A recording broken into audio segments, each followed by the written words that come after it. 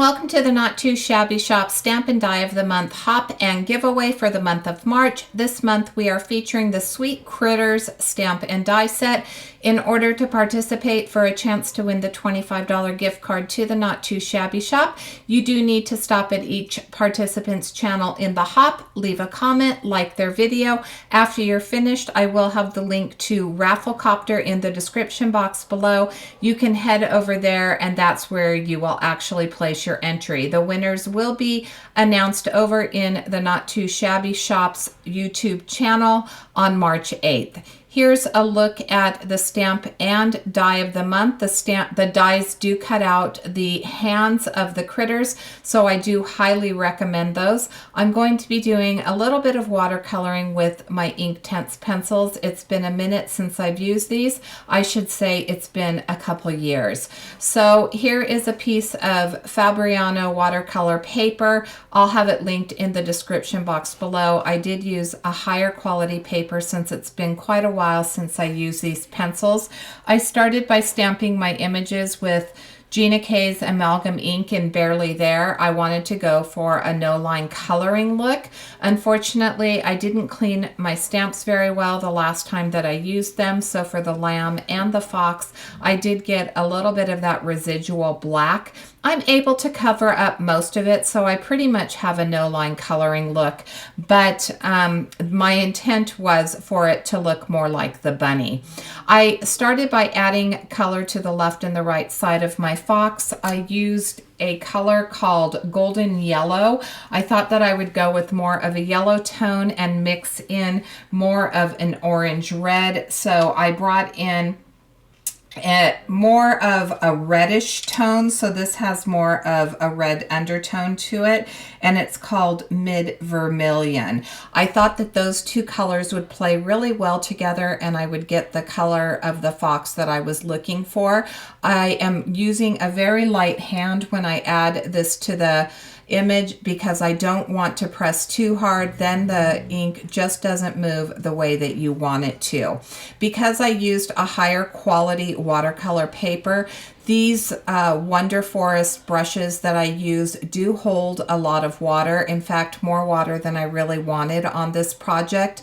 So it was able to absorb and pick up that water. As I mentioned, it's been a couple of years since I've used this product, and I really needed to re-familiarize myself with it. As I moved on to some of the other images, I got the feel for it a lot better, but working on this first image, I really did struggle. And I think if I would have used the Canson XL, that I would have gotten a lot of pilling from too much water. So for me, it just worked out a little bit better for me to have started with a better watercolor paper.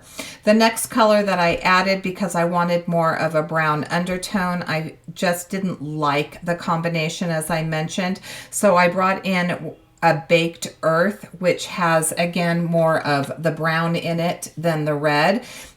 I wanted to intensify the color. I was noticing as it was drying back that it was drying back too much for me, and so I needed to go from the tip of my pencil to my brush. That gave me a heavier coating of the watercolor ink on these pencils, and I liked that a little bit better.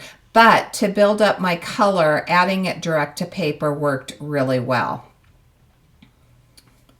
Now for the stomach, again, I'm coming in with another yellowish tone. This time it's called Sicilian Yellow, and that is going to have more of a buff tone to it than the other yellow. So it was just had a little bit, which it's hard to see, but it did have a little bit more of that brown undertone. Once I get that color down, I am going to bring in a saddle brown, which is going to be kind of like a mid-tone brown, and I think that those two really complemented each other.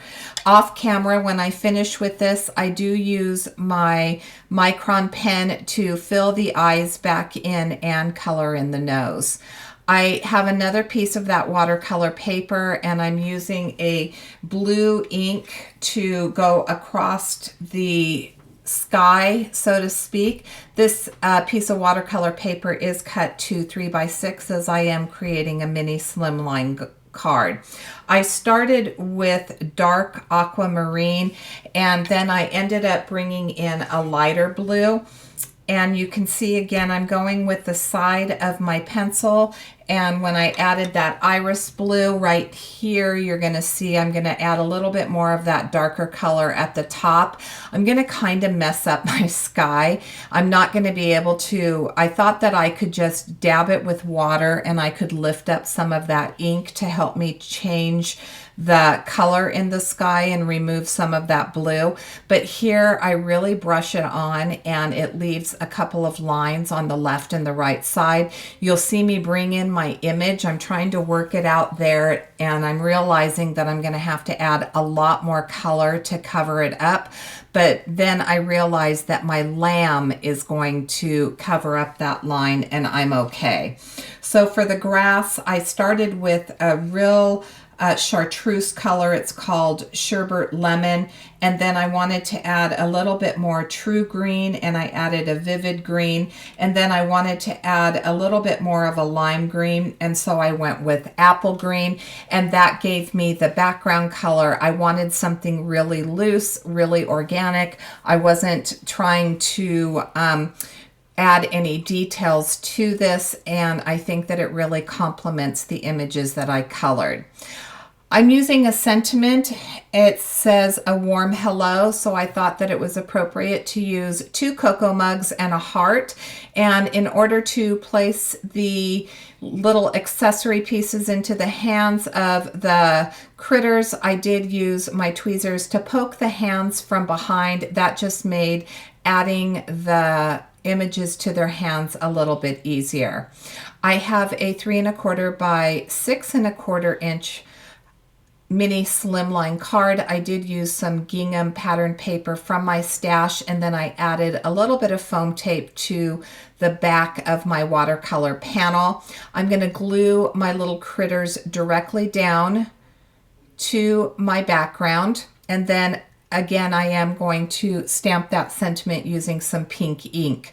One of the details in these dies that I appreciate is that there are dies for every image that is in the stamp set, including the sentiments. So I did stamp and die cut the sentiment, and that will finish off my card for today. So I want to thank you so much for joining me. Please use the hashtag that I have up on the screen right here. It's also in the description box below to find all of the participants in the hop. And until next time, I hope you have a fabulous day.